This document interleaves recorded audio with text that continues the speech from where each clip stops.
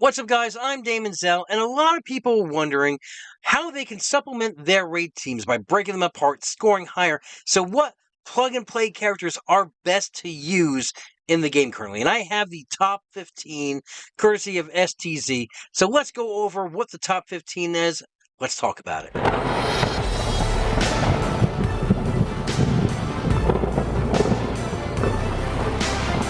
Alright, we're going through the top 15 plug-and-play characters, and coming in at number 15 is your favorite goblin, Goblins. That's right, he is a quick AoE machine that's going to apply multiple burns on its enemies, and also once killed, he will pop back up and give another character, Short Fuse, who will also create AoE damage in the form of poison and turn meter.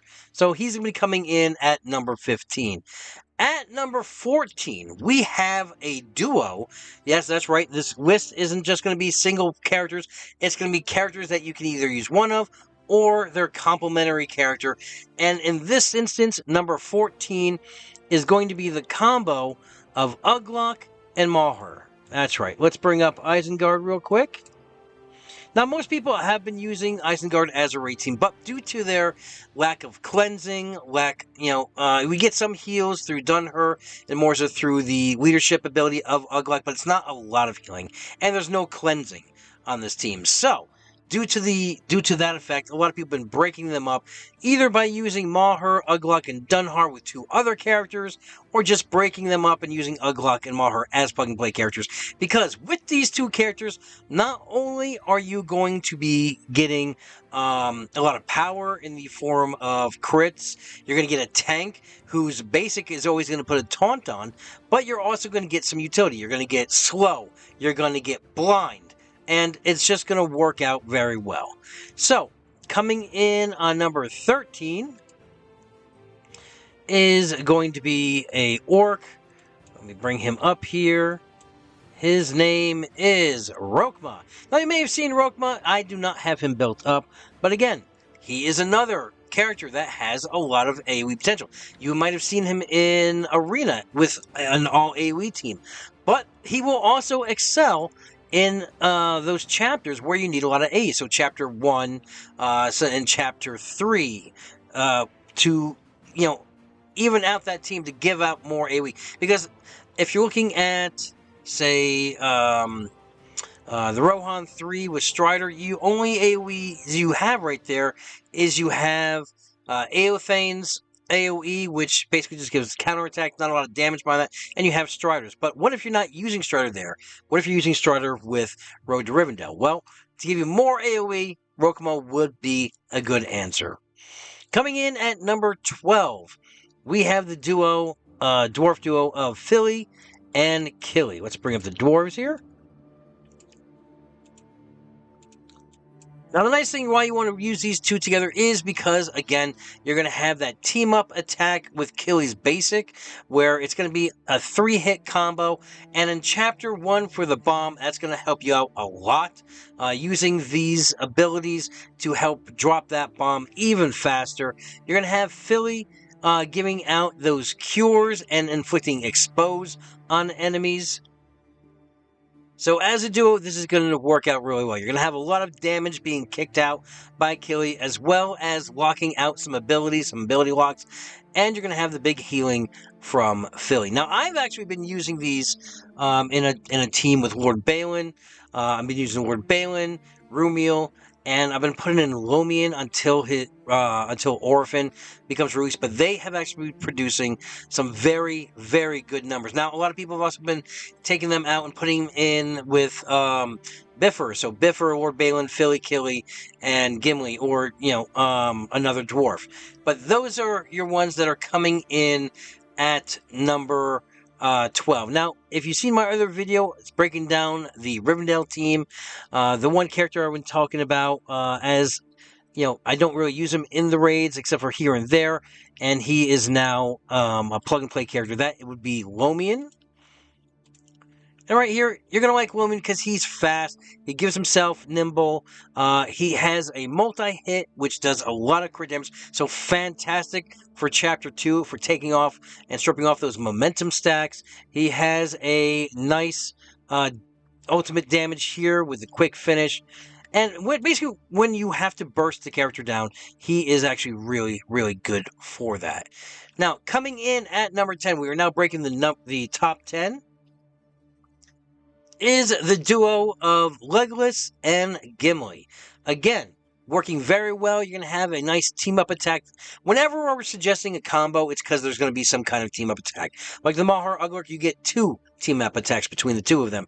Here you're going to get on Legolas's ultimate a team-up attack with Gimli. You're also going to get a tank who has Retaliate, working really well. And plus, with Legolas' special, he can strip off boons off of enemy characters as soon as he crits. So, great team-up work right there.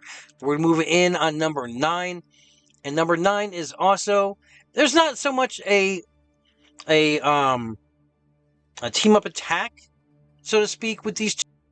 But you're going to get a lot of utility out of both these characters. Now, you can use one, or you can use both of them. And that is Robel and Wabute. And the reason for is because the utility of not only a tank here, and plus you have an off tank with Robel. She does have a provoke for 1 turn, but you're going to have turn meter manipulation with both of them. With Robel, it's on the basic, whereas if you have enough focus, as soon as it loads up here we go. Southern Spear, you're going to be able to manipulate the turn meter down. If maxed out, you can manipulate the turn meter on each basic down by 25%, which really comes in clutch in that both those Chapter 2 and Chapter 4 against the Balrog. So yes, great plug-and-play character here. Very easy farm as well. Robel, well, not so much Robel. It's more of a harder node, and you have to refresh it to get her, but it's a free-to-play character, and that's the beautiful thing right there. Wabute, you're going to get a cleansing tank, so yes, he can self-cleanse. He's also going to have an AoE attack that's going to produce a slow across the board, and again, both of them will have AoE attacks, so there's your AoE added in as well. So let's move right in on the next one, and that is just a single character, and that is Halbarad. Now, of course, he's the leader of the Ranger Squad. However, let's bring him up here. He's going to have some great utility as well. Not only is he going to have a tank, he's got some crit, but he has a phenomenal heal. Yes, it's a 4-turn heal, but once you get it up to 5, it produces some big numbers when you're healing. 3,000, 4,000, 5,000 plus, depending on how much you have worked up star rank as well as gear tier. Now, the only downside to this is currently right now, Halbarad can only be farmed in the challenge store, and we all know the challenge store is horrible for farming characters. It is a nightmare. Now, Tibid is also in there. Tibid did not make this list, but due to the outcrying of the Tibid being moved to the challenge store, the devs have heard the outcry of the community. They are reworking that challenge store, so hopefully in the near future we will see an easier farm for these characters in the challenge store. So moving down is another duo. Coming in at number 7 are the Hobbits of both Merry and Pippin. And the reason you want to use, Pippin is a fantastic healer, very, very easy farm, because he's right there in the guild nodes to farm up. Merry's a little bit harder, it's a hard ranked node you're going to have to farm up. But between the two of them, you're going to have haste, you're going to have healing, you're going to have cleanses, which are key, especially in Chapter 4 and in Chapter 3. You're going to need that. And also, he's going to be one of the only other characters to possibly give immunity. However, you do have to work up his passive to get that. Now, of course, that immunity is only going to be for Merry or Pippin once you work this up. And if you get it up to level 3, it's going to be a 50% chance. Level 5 is 75% chance, and then 6, it's always going to be immunity. So that's whenever they drop to level 50%. And that's going to help a lot, again, in Chapter 3 and in Chapter 4. So that's going to be your duo for coming in at that number, which was 7. Now, coming in at 6, we're just going to get rid of the Hobbits here and pull up Frodo Rivendell. He's on the same team, and that would be Strider. Now, Strider is also a crit machine. Let's bring him up here. He's also easy to farm because as long as you do your daily logins, you are going to get shards for him, 5 shards every day until you max him out, and then it's going to move right over onto Philly. But again, not so much the leadership ability. I mean, the leadership ability is good for armor damage for the Road to Rivendell team. But you're going to get a burn, and burns, any kind of damage like that, burns, poison, bleeds are fantastic for Chapter 2 damage over time, as well as he's going to have an AoE, and he has massive amounts of crit chance. So, excellent. He's able to pop into just about any party that you need. He's going to work well with that. And we're going to move on to number 4. Now, number 4 is breaking up of the Rohan 3. Let's bring him up here. And that would be Eothane. Again, free-to-play character, easy to farm early in the game. As you can see, I have neglected to farm him. I am still working on farming him. Because in all of these instances, no matter which character you guys are talking about, plug and play, or whether they're in a team or not, star levels matter highly in the raid. You can have, and I have this across, you can have good abilities, you can have full level 60, you can have gear tier 8, but if your star levels are not there, you're going to crumple like a tin can. And I've seen it a bunch of times on a bunch of my runs, which is why you really want to invest heavily first on stars, then gear and abilities, and that's how you want to bring these characters up. But he's going to be a single-player tank with a AoE, which is going to do very well for your team. He's going to have max health as you raise up his passive here. And again, he's going to have 3-stack, a 3-hit provoke for this, and also turn meter. So again, great plug-and-play tank if you need a tank in your party, especially on Chapter 3 if you want to pull off that marked off of characters that you need. Now, the next one coming in at number 4 is also Rohan 3, and that would be Éomer. And the reason why he's plug-and-play is, I know a lot of people don't want to break up the Rohan 3, but the ability to do some huge numbers damage-wise, the assists that he's able to provide coming in with your group is phenomenal, and he has a summon that he works in tandem with, which is great for additional points in Chapter 3. So, going to work fantastic in Chapter 1 for assists on getting that bomb to go off.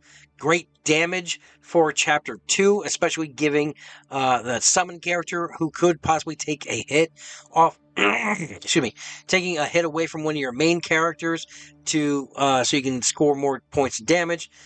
And, of course, he is going to, for Chapter 3, with that summon, you're going to get more points, because as long as your turns are able to take place faster than the opponent, you're going to get some huge numbers, point-wise, just for being able to survive to your next turn.